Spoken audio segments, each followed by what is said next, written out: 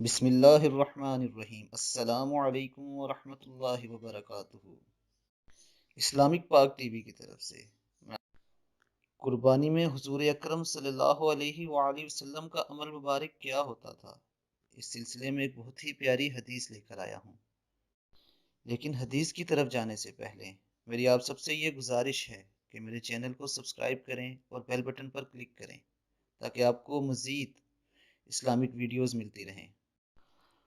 حضرت عبداللہ بن عمر رضی اللہ عنہ سے روایت ہے کہ رسول اللہ صلی اللہ علیہ وآلہ وسلم نے ہجرت کے بعد مدینہ طیبہ میں 10 سال قیام فرمایا اور آپ صلی اللہ علیہ وسلم ہر سال قربانی کرتے تھے۔ اس حدیث نبوی صلی اللہ علیہ وسلم سے ہمیں اس بات کا اندازہ ہوتا ہے کہ قربانی کتنا اہم اور اللہ کے حضور کتنا مقبول عمل ہے۔ رسول اللہ صلی اللہ علیہ وسلم 10 سال تک مسلسل قربانی کرتے رہے، اور میری آپ سب سے بھی یہ گزارش ہے کہ ہر صاحب استطاعت شخص قربانی ضرور کرے، کیونکہ قیامت کے دن یہ پل صراط سے گزرنے کے لیے ہمارے سواری کے کام آئے گی۔ اپنا